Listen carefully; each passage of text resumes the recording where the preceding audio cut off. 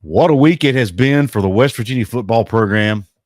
But we've got a game to talk about. We've got the Kansas State Wildcats coming into Morgantown this Saturday night to take on the Mountaineers, who, on paper, still have a shot to play in Arlington for the Big 12 title, as crazy as that sounds. And then on the 12th episode of the Golden Blue Breakdown Show, Jonathan Martin and I are going to talk about that game. We're going to give you 3 keys. We're going to give you 2 key position battles, 1 key player to watch, and we're going to give you our score predictions at the end. Jonathan, what's up, man? Well, Couz, here we are again. It seems like That's it's another week,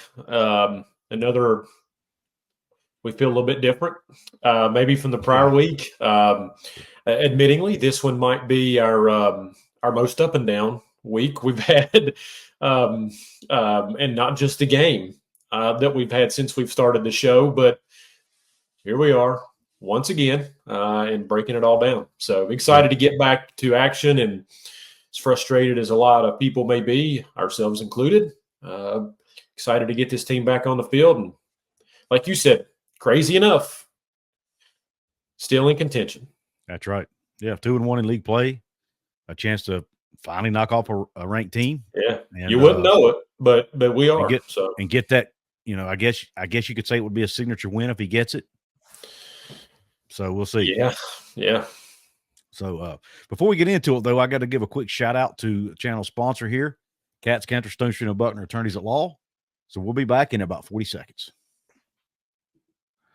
Since 1931, the attorneys at Katz, Cantor, Stone Street, and Buckner have been the voice for victims who have suffered serious injury or death.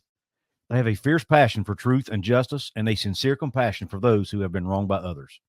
Whether you have been in a car accident or fighting with an insurance company, or you or a loved one has suffered serious injury or death due to medical negligence, we will ensure your voice is heard loud and clear. Katz, Cantor, Stone Street, and Buckner will ensure there is justice for all West Virginians, because we are your lawyer, your voice. Visit us at yourlawyeryourvoice.com. All righty. Make sure if you need a medical malpractice attorney or a personal injury attorney, give Katz, Cantor, and Stone Street and Buckner a call if you're in West Virginia or Virginia. So let's dive right in, Jonathan. First thing we always do on this show, for those of you who might be new around here, is we do a brief recap of the previous week's game. So, Jonathan, kick us off, man. What are your thoughts as we wrap up Iowa State week? Yeah, we could spend an hour just on the week we've had.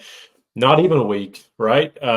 Since the Iowa State game. Just and I wrote about this on X, on Twitter, wrote an article about it. I guess just another swing and another miss. Another top 25 opponent, another one at home, and just a missed opportunity. We went live here on your channel to talk about the game a day or so after. It's been a crazy couple days, several days since it was over. But really my thoughts haven't changed much, Couz. I just thought that early on, I thought West Virginia looked prepared offensively and defensively. And then a dropped pass, a missed field goal, a busted coverage, and then downhill. Multiple bad snaps. Yeah, from the very beginning, even though it was a solid start overall. You got to factor those in there. Mm-hmm. And then it was just it was downhill from there, it seemed like. And I made a comment here on your channel when we were live about this, is even though it was a 14-10 ball game, it just seemed so far out of reach, And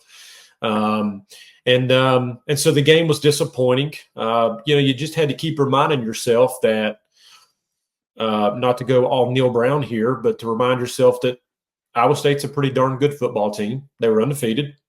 Credit to them. And quite frankly, yeah, literally. And so they look good. They looked the part offensively, defensively. They didn't make mistakes. West Virginia did.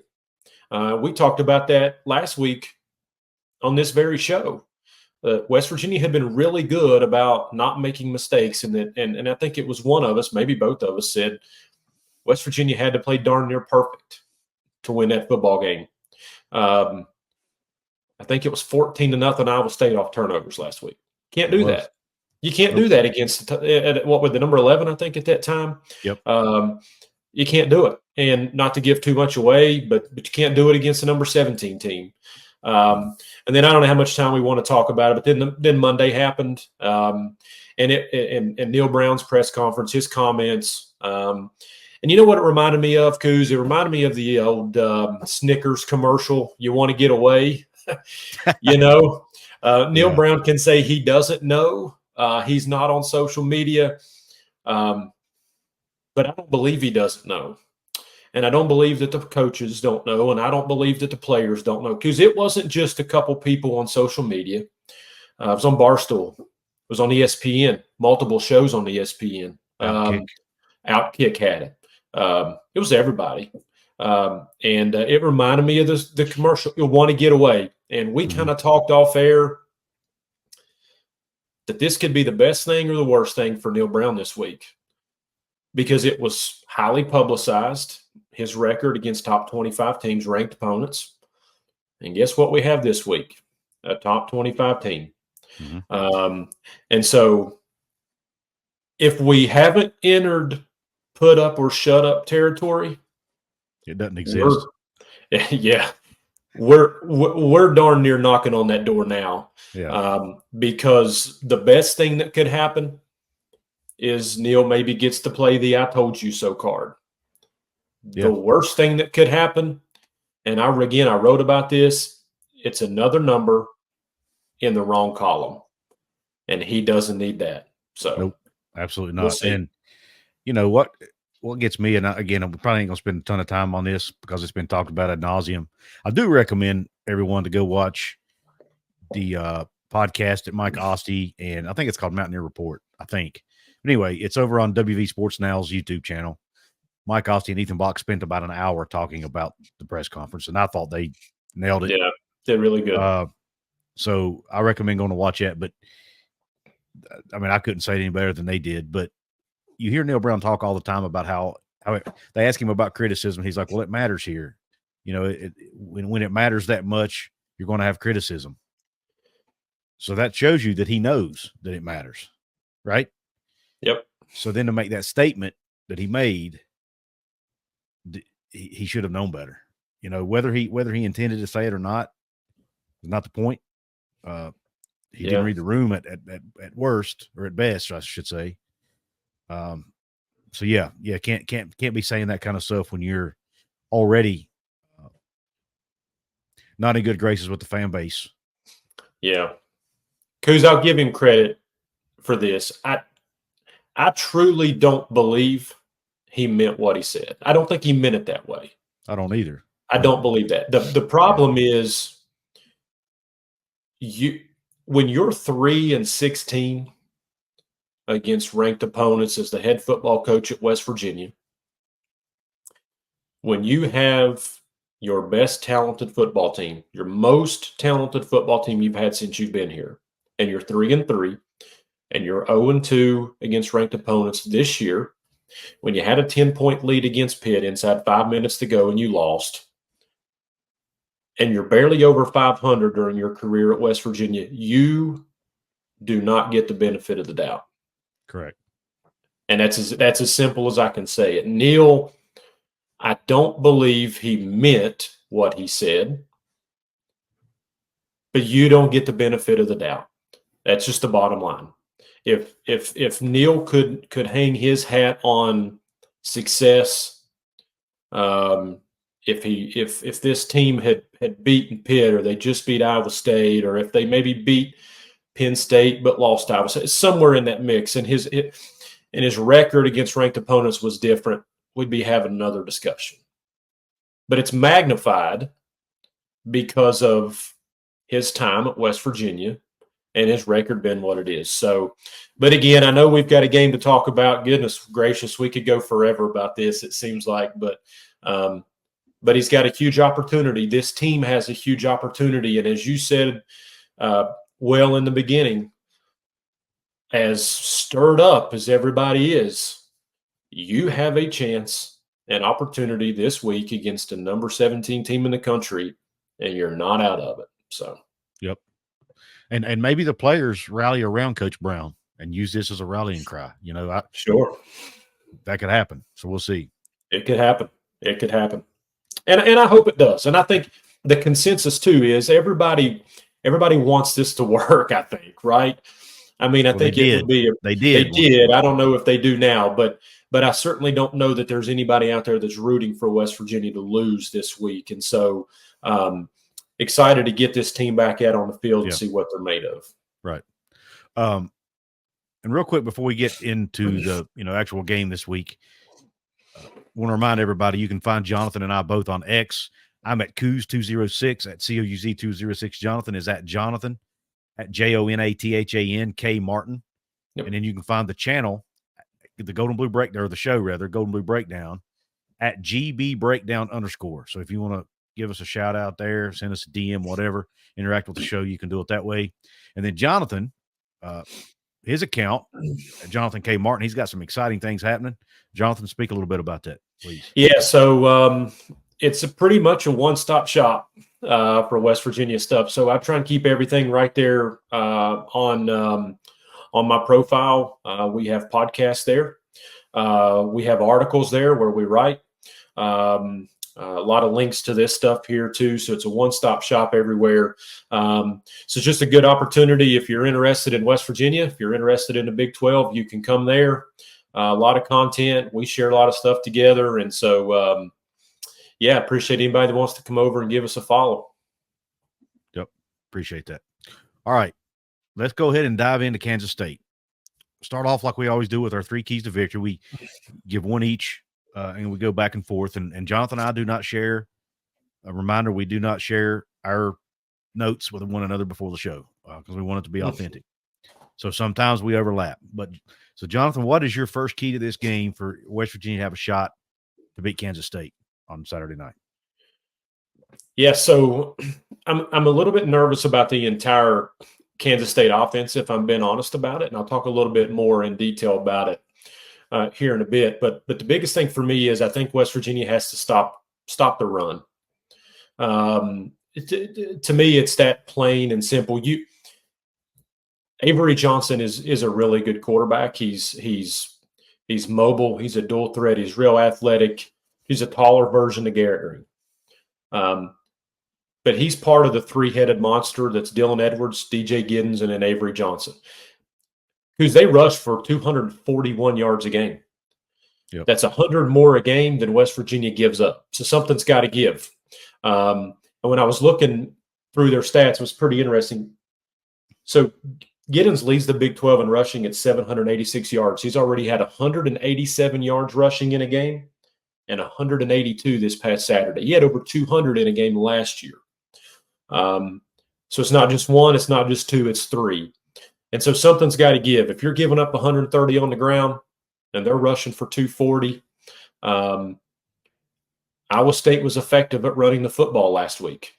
You cannot have a repeat performance of that, especially with having a mobile quarterback for Kansas State. So for me, you have to stop the run game first and foremost. And as effective as Avery Johnson can be in the pass game, that's not his bread and butter. And so I think you need to stop the run game and at least force him to throw the football. Yep. And by the way, Giddens, like you said, he's leading the Big 12 in rushing, like you said, 7.3 yards. Yeah. Yep, per carry, man. That is insane. Yeah. I mean, you're knocking off 7-yard chunks. You're going to win a lot of football games, Yeah. So yeah. And along a 66, so he's capable of breaking that run long too. Yeah. So, and again, it's not 1, it's not 2, it's 3. And they will, like West Virginia will, they'll run design rushes for Avery Johnson, even though he's the quarterback. So you have to be, and they've got a nice mix of speed. Reminds you of West Virginia a lot, right? They've got speed backs, they've got power backs, they've got an option style that they can sprinkle in there. So yeah, for me, if you're going to have any success defensively, you have to shut down their run game. Yep. And my first key actually kind of ties into that. And I guess it's kind of just a different way of saying the same thing, but you've got to force Avery Johnson to beat you. because Avery Johnson, he can throw the football. He's completing about 61% of his passes. He's 92 of 149, 1,103 yards, just about 100 yards less than Garrett Green on the year. But he's been more efficient than Garrett, and he's only thrown 5 interceptions. So he's doing to be a sophomore, a true sophomore, he's doing a pretty good job of taking care of the football. But like you said, it's not his bread and butter. So if they shut down that run game, you try to force him to beat you with his arm. I'm not yet convinced that he can. Now, we all know West Virginia's secondary has had some struggles, but they seem to be getting better a little bit every week. They had a pretty decent week last week. They did give up 1 or 2 big pass plays because of some miscommunication, but outside of that, they played pretty well. I mean, if you look at their PFF grades, they actually graded out pretty well last week. So, try to, and they don't really scare me. They've only got one receiver that really scares me. His name has totally escaped me right now. Maybe you have. I think you're thinking of Jace Brown. Yes, Jace Brown. Yeah, he's really the only one that's got any great numbers. But what thing about Kansas State though is they know how to utilize the tight ends, so that you got to watch that. But the main thing is you can't let DJ Giddens and or Avery Johnson beat you with their legs. Period. Right. That has to be priority number one. And we saw what Hansen from Iowa State did last week. And no offense to that young man, but he is not DJ Giddens. So let's see what the Mountaineers can do this week. Yeah, and that was kind of a concern going into this week, right? That I think we would maybe both agree that Iowa State had a little bit more success running the football than we thought they would. And it's maybe another topic, but West Virginia didn't have as much success running the football as we thought they would. Right. And so you can't allow these 3 guys to run all over you. And Giddens has proven throughout not just this season, but his career, that he's capable of big games. And I have a strong feeling that if you sit back and let them run for 240 yards Saturday night, it's going to be a long night. Yep. So agreed. Can't do that. Yep, agreed. All right. What is your second key outside of stopping the run?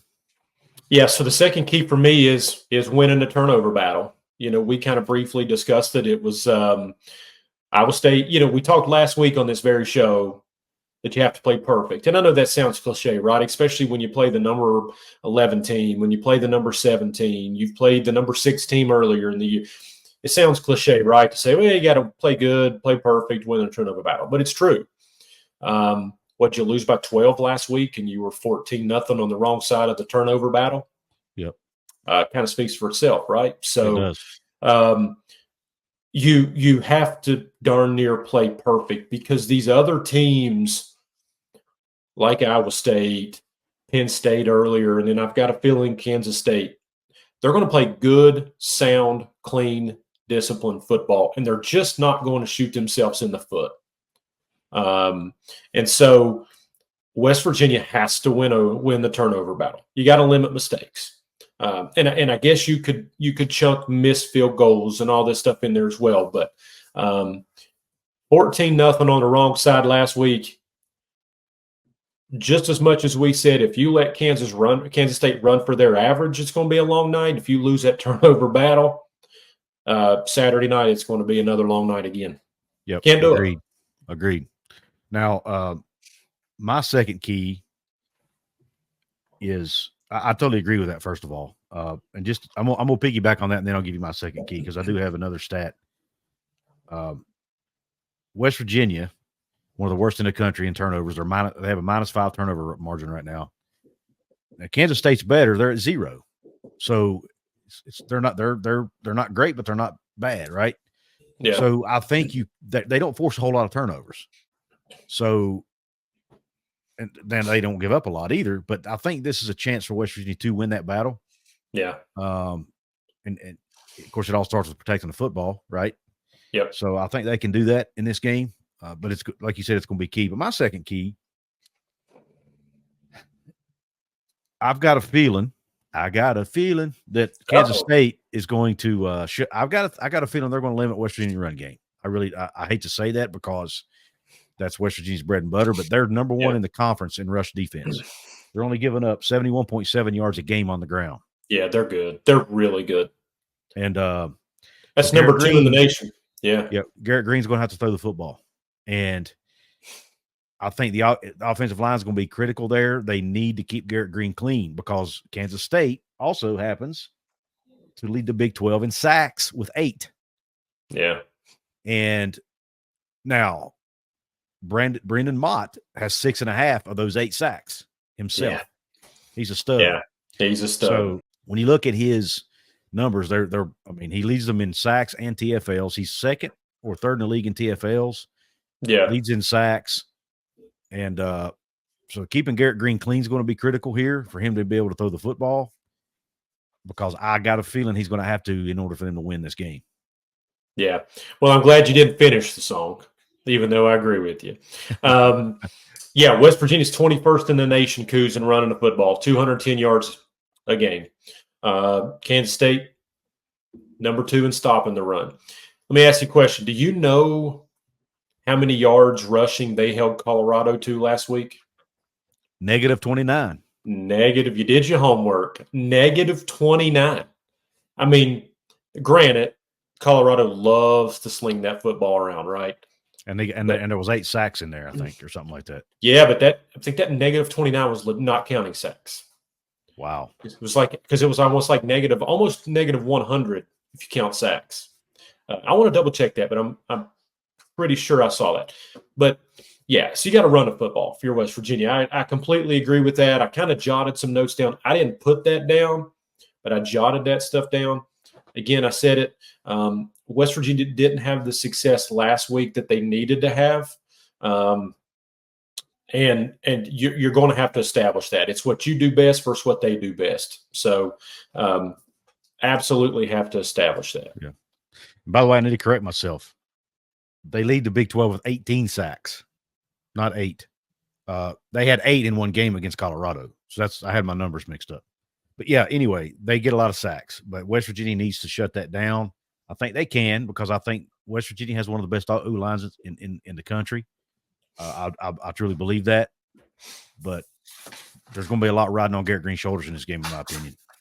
Yeah. So, yeah. He's going to have to play the best game of his season, if not his career, for them to win, in my opinion. Yeah, and that was right, actually. -29. Shedeur Sanders was 9 carries for -50 yards. So a lot of sacks in there. But 7 carries for 11 yards, 3 carries for 10 yards for their running backs from Colorado. So they get in there and mess it up. So West Virginia has to be successful.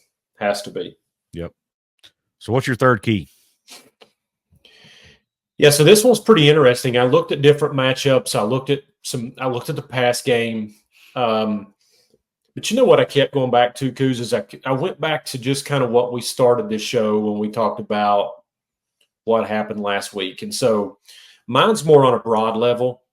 My key to the game is I think West Virginia football team has to block out the noise.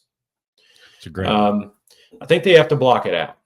I said earlier, even though he says he's not on social media, I don't believe Neal Brown doesn't know what's going on.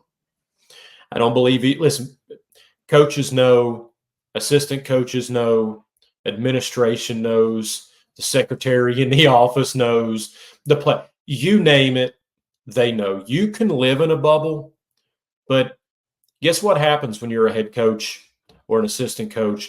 What's all on these big screen TVs? ESPN, Fox, sports channels, and they're talking about it, because it's not just a few people. Mm-hmm. And at the end of the day, too, Neal Brown knows. Neal Brown knows his record. He knows. The players know. And then they also know, here we go again, another ranked team. And I just don't believe that it's not in their mind, because they're human beings, Couz, right. That, I'm 3-16 against top 25 teams. And gosh, here we go again. And if we look at this Kansas State team and think, man, they're pretty dang good, what do you think they're doing? And so it's like, gosh. So for me, I think West Virginia, to heck with stats, to heck with what we think position battles and keys to the game and what X's and O's. I think they just have to block it And if West Virginia can just block it out and they don't put too much pressure on themselves, it's kind of what we said last week, right, about Iowa State game. Could they block out everything that was there for the Penn State game that it was just too big for the moment? But then the Iowa State game happened. And so now we have two games that maybe were just too big for the moment. And then we had the Monday press conference debacle. And so here we are again Saturday night against the top 25 team at home, homecoming. Neal Brown's not very good in homecoming games. So it's like, at some point you have to hope that this team is in a bubble, and you have to hope that they can block out all this noise, because it's difficult to do, and just say, man, we're just going to play football. And if West Virginia can block out that noise, I think they can have some success. But if it starts to creep in their mind, especially maybe if you get down early, let's say you drop a pass like you did last week, and let's say you miss a field goal like you did last week. Let's say there's a busted coverage like you did last week, and all of a sudden you find yourself behind the 8 ball. Can you still block the noise, or does it just magnify itself? So a lot of times we come to these keys to the game with analytics and stats and numbers, and now that's great. Can they block out the noise? Is it too soon to say, I hope they just relax and have fun? No. Yeah. I mean, not tailgating now. I don't talk about tailgating. Yeah, no, it's not, because it's fair game, right? So, yeah. I mean, but that would be a pretty good message. In all honesty, for the players' perspective, they need to be able to just go out there and play. They're playing a game, and they need to not that they don't need to take it serious, but they need to get out there, and when they get between the lines, man, just have fun and play the game. Yeah. And I think they're pressing a little bit because, like you said, they hear the noise. And listen, I'm not going to name names, but I was having a private DM with a player's parent within the last couple of days, and I was kind of saying, hey, I'm I know things are tough right now. I'm sure he'll pull through, whatever. He'll be okay. And they admitted, hey, he's having a hard time right now. And so the players are hearing it. They see it. They feel it. They know it. They're human beings. So, yep. I'm not saying we should stop criticizing. That's not my point. My point is to back up your point is, can they block it out and go play and not feel the pressure of the moment? Yeah. My last key, I'm going to go back. Oh, by the way, did you pick up on the fact that Neal Brown didn't know it was homecoming? I did. That kind of got drowned out by all the other minutia, but he said he didn't even know it was homecoming. And that's a little hard for me to swallow, but maybe I guess he's the football coach. Maybe it doesn't matter to him because he doesn't really have anything to do with it, but I just thought that was a little strange. But anyway, my last key, I was trying to search for, when you look through the numbers here, and I got a little deep on this one, I guess, but who can have more success in the red zone? When you look, out of 18 red zone trips by their opponents, Kansas State's defense has only given up 8 touchdowns. Now, they're giving up a high percentage of points in the red zone. They're like second or third highest in the conference. But they're not giving up they're giving up mostly field goals. Yeah. So West Virginia needs to get touchdowns in the red zone and not field goals. Conversely, West Virginia scores touchdowns or has scored touchdowns on 20 of their 28 trips to the red zone. So they have had pretty good success scoring touchdowns in the red zone. They're going to need to continue to do that in this game against a defense who typically bows up and forces field goals in the red zone. So what gives? It's another one of those cases of our strength against your strength and who's going to win that battle. Yeah. Yeah. And that all goes hand in hand. Our strength, your strength. And those things get magnified, right? When you're pressing a little bit and you're playing a quality opponent, a ranked opponent who those teams traditionally don't hurt themselves and they do well. So all that's going to be very important for West Virginia if you're going to win this game Saturday. Completely agree. Completely agree. All right. Let's jump into the next segment, which is our 2 key position battles. Jonathan, I'll start with you. What is your number one key or first key position battle for this game? Yeah, so for me, it's old school in the trenches. Couz, it's the Kansas State defensive line, the West Virginia offensive line. And here's the reason why I went there. We kind of talked about this earlier. You did a little bit. West Virginia's going to have to run the football. Kansas State's defense is stingy, extremely stingy. They don't like to give up many yards. They don't give up many yards. But it also goes a little bit beyond that. I feel like as successful as West Virginia's offensive line has been this season, last week made me a little nervous. Remack didn't have his best game. Milam had some penalties there. Questionable, maybe, but he had some penalties. And the biggest one is the center quarterback exchange. Yep. That's the biggest one. I said a couple of days ago here on your show when we were live is that those were drive killers. Man, those were momentum killers. And it kind of goes to the point of the turnover battles and the red zones. Those are on the surface seem to be minor things, but they're huge. They're huge things when it comes to winning a football game. And how many of those, and even Neal Brown, to give him to his credit on this, he even spoke on Monday and said, hey, those got us, man. Those got us. There were a couple of those that we were driving, and they set us back. And so credit him for stepping up and saying that. Now, they think that the hand injury there for Yates is maybe better. We're not sure. I guess we're going to find out. Yeah. But was it me, or did you feel like Iowa State maybe knew there was a situation there, and they almost kind of exploited that, right? So if you don't think Kansas State noticed, you got another thing coming. So for me, it's a quality defensive line of Kansas State versus what I saw last week was an offensive line from West Virginia where there was some questions. And leading into this week, some concerns. And so it's in the trenches that I want to watch, whether it's for West Virginia to run the ball or to maybe find some success throwing the football. Yep. Well said. You talked about Brandon Yates' injury. And speaking of injuries, if you've been injured in an accident, be sure to go to our friends, Katz, Cantor, Stone Street, and Buckner Attorneys at Law if you've been injured in a car accident or a medical malpractice incident in the state of West Virginia or Virginia. Go to yourlawyeryourvoice.com. Speaking of Brandon Yates, one thing that someone brought to my attention, which I guess I knew, I just didn't really pay a lot of mind to it. Iowa State was the first team West Virginia had played that ran a true 3-down line and had a true nose guard. I think it threw him off. It did, because he knew he was hurt. He knew he had to get the snap back quick because of the guy standing right in front of him. And I heard someone talk about how he wasn't able to flip his wrist like you do on snaps. He was having to throw it kind of straight back. He just couldn't get, he was hurt. He couldn't grip the ball well.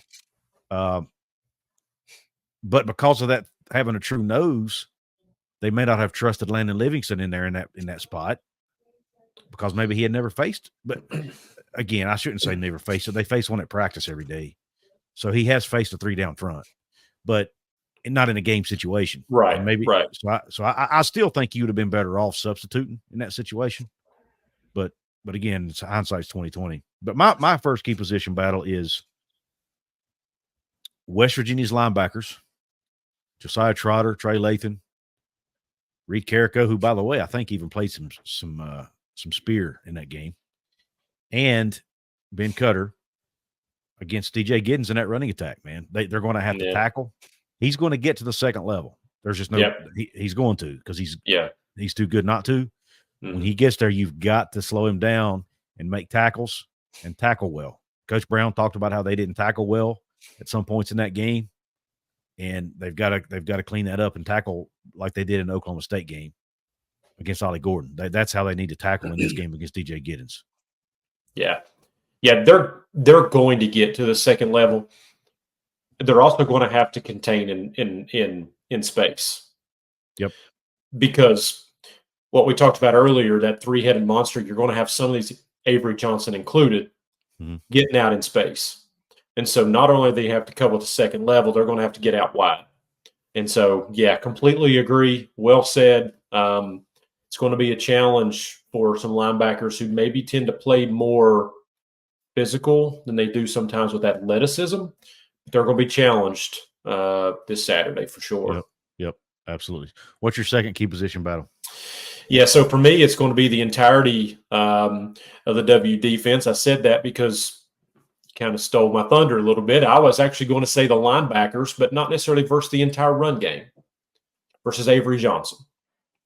I actually almost put that, but yeah. So and I guess maybe I'm piggybacking a little bit here, but you had linebackers running attack, and I guess I'm there too. But I had linebackers, but I put Avery in there specifically.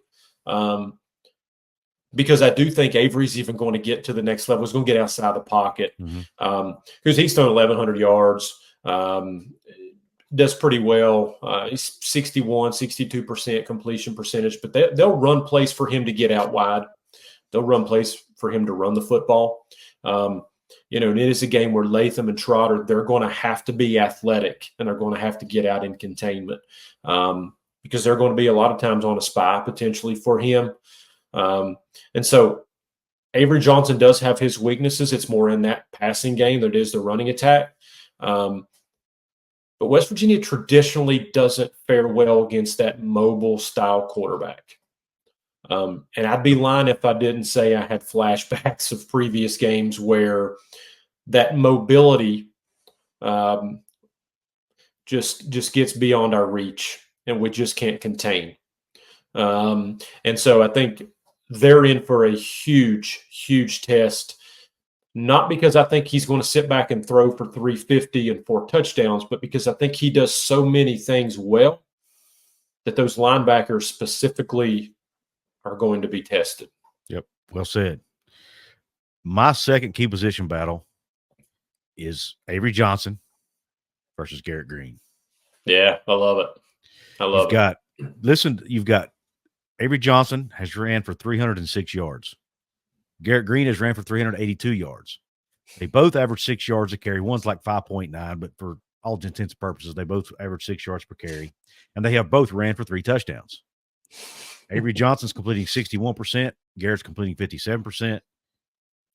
Garrett has thrown for about 1,200 yards. Avery's thrown for about 1,100 yards. I mean, you couldn't get more similar than these two guys. Yeah. As far as the way they play, their stat lines.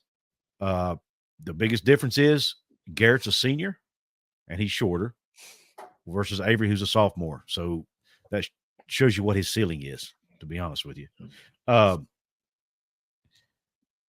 Garrett Green has to win that battle or West Virginia doesn't win this football game, period. Yep, 100%. Period. 100%. 100%. He can't throw 2 interceptions.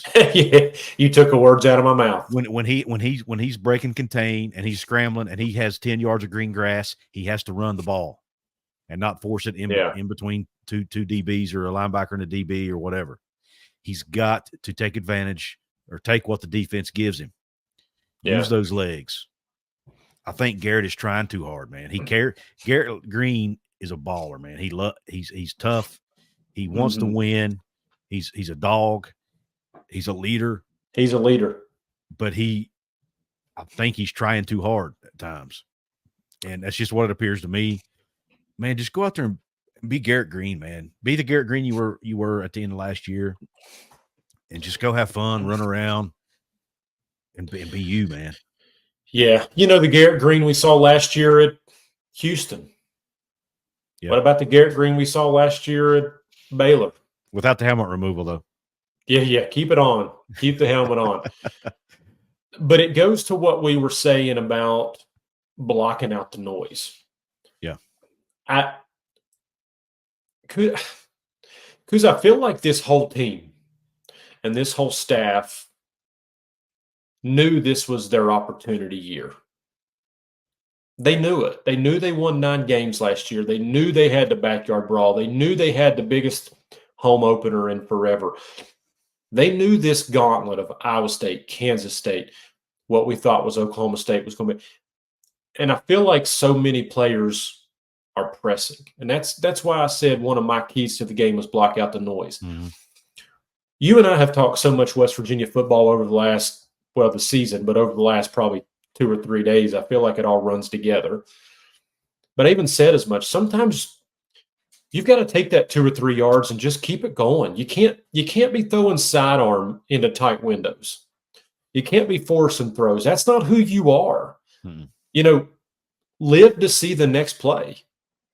And it's okay if you need 5 yards, it's okay to run for 3 and get out of bounds versus just flinging it and taking that chance.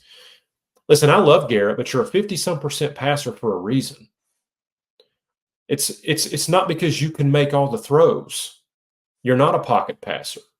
I think we need to see the free Garrett Green, right? Yeah. The guy that's just playing careless, the guy that's just out there with the boys, man, having fun.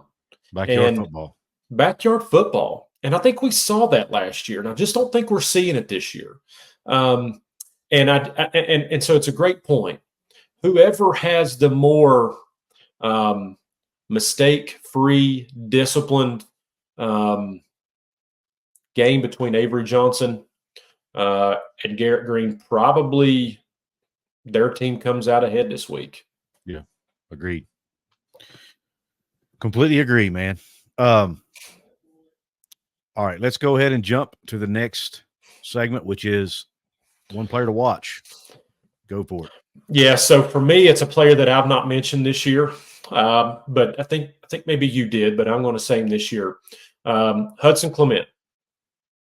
I think this is an opportunity against a Kansas State secondary who has given up yards. They gave up a ton of yards last week to Colorado. They've given up yards against other teams this year. I think it's an opportunity for West Virginia to exploit that. Now, they are going to have some success running the football, or Kansas State's just going to sit back and wait on it. We saw a little bit of success last week with Traylon Ray, but I think this week we're going to see Klieman. He's had such a good year, Couz, and it could be even better if it wasn't for some penalties that he had on him.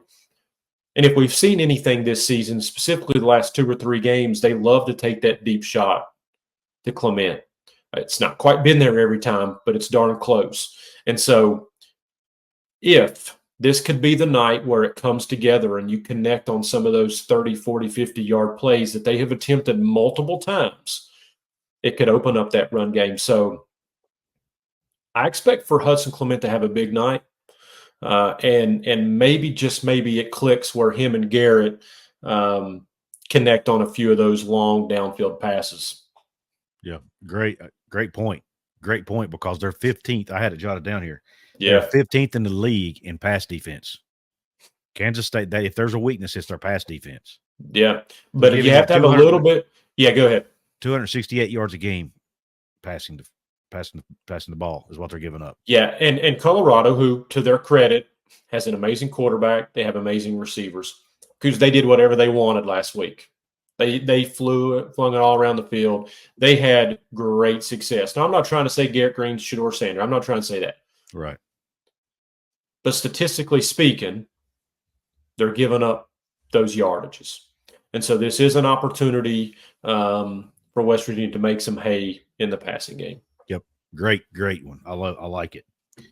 Mine's might come off as a little obscure, but I'll explain why. And I've got a Sonny Redwood. There's a really good chance TJ Jackson doesn't play in this game, unfortunately, who, by the way, is the Big 12 leader in tackles for loss. He got hurt in a game. He got hurt in the Iowa State game, and based on what I'm hearing from the message boards and whatnot, he's not been practicing, and he was even seen on crutches. So it's very possible.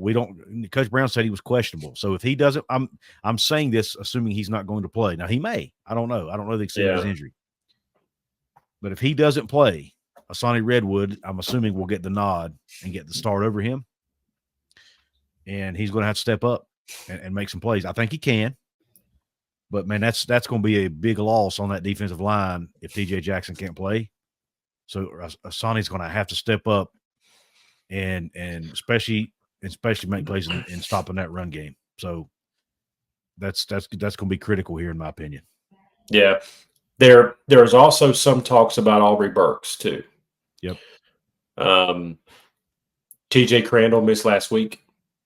And so if you don't have him, you don't have TJ, and you don't have Aubrey. it just got real, right? So, Yeah. good pick. And Asani played well last week. He did at times when he was in the game.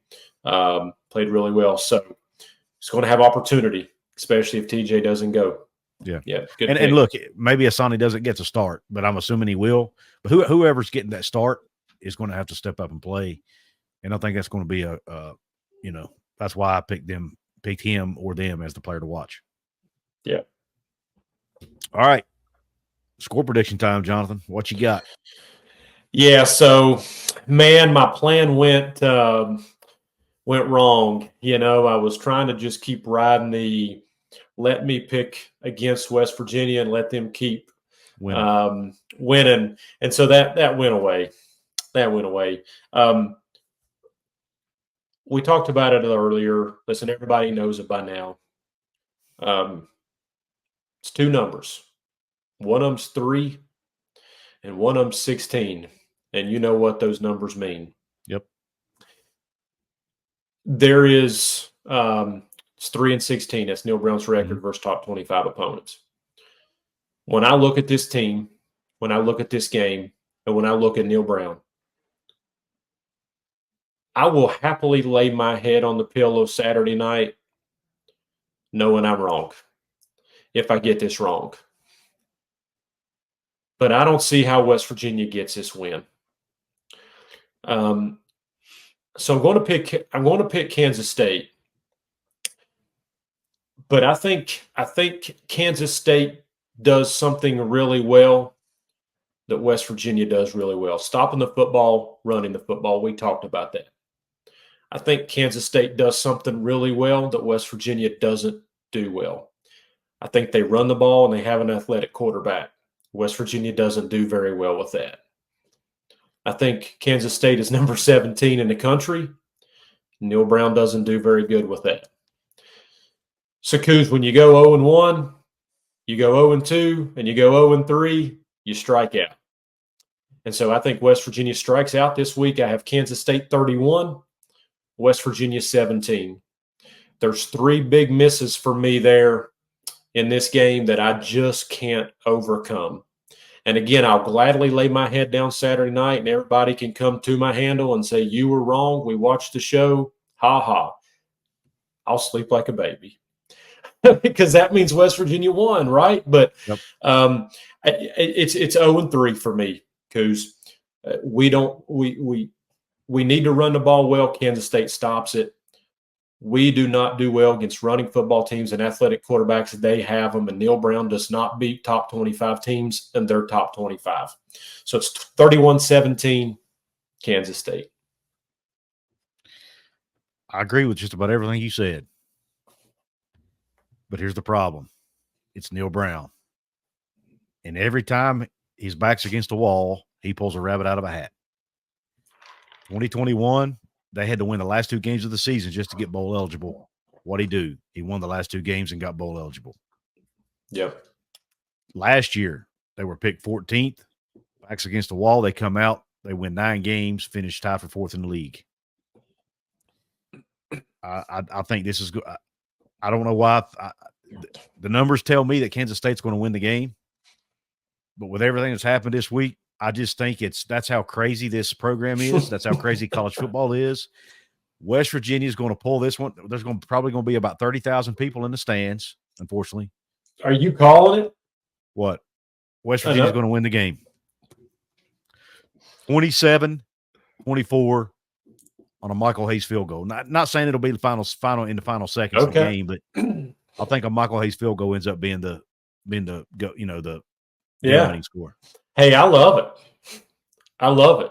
And I hope to goodness that at 11 o'clock Saturday night, I get a text from you and it says, I told you so.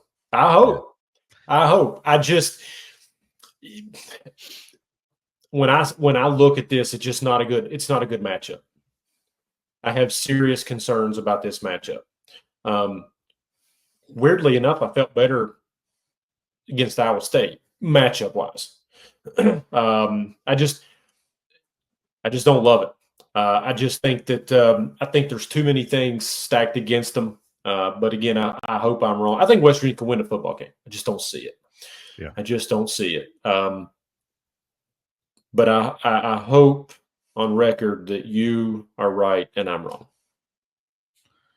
Yeah, we'll see. I hope I'm right too, but hey, good point on excellent points, and they're 100% valid. That when Neal Brown's back is against the wall, he gets it done. So good point, and they're taken. Those points are taken. Yeah. I just don't know that back against the wall against the number 17 team in the country is where I can hang my hat on Neal Brown getting a win. Mm-hmm. It's where I'm hesitant. I'm with you. I'm probably picking more with my heart than my head in this one. I've been picking with my head every week, and I'm doing something different this time. So, all right. But it wouldn't surprise me either. Wouldn't surprise me if they won it either. Yep. But we'll see. If they do lose it, man, it's gonna be it could be a long year, brother. Ooh. Yeah. Which I don't know. Yeah, I mean, I predicted them to go 8-4, but I mean, it's gonna be hard to go 8-4 if you're 3-4 and have to win your next 5 games. So yeah, and the schedule doesn't get any easier. Doesn't get any easier after that. I know Arizona's not had the season that they wanted, but we go there, and that offense is dangerous. Cincinnati's better than we thought they were going to be. Cincinnati's a 4-2 football team. UCF, with a really good quarterback, by the way. Yeah, Baylor struggled. UCF's a good football team, and then Texas Tech 5-1. Yep. And we talked about that before the season started. That's the last place that I would have wanted to play a football game in Lubbock on the last game of the year. Late November. Yeah. It's going to be cold, windy. It's going to be brutal. Yeah. But anyway, we'll talk about that in Texas Tech week. But anyway, again, everybody, go check us out on X at @GBBreakdown_. If you want to interact with us here on the show, find me at Couz206. Find Jonathan at Jonathan K. Martin, and it's JONATHAN for those listening. Yep. He's putting out a lot of content over there. Even subscribe to his X account, and you can get some behind the scenes stuff. I just want to announce it here. For those of you who don't know, I have now taken back over the Hoops from the Hills channel. We'll be covering West Virginia basketball over there again. Got some pretty cool plans for that. So stay tuned for that. Come subscribe over there if you haven't yet. So yeah, I mean, we got a lot of cool things going on this channel, over on Jonathan's platform on X. And the Jonathan K. Martin podcast. Don't forget that either. Yep. Jonathan puts his own podcast out every week too. So check that out. So anyway, any last words, Jonathan? You always do a good job of closing us out, but let's go Mountaineers. Let's do it. And even if they lose, I don't care if they win or lose. I'll always cue Country Roads, man. So cue it.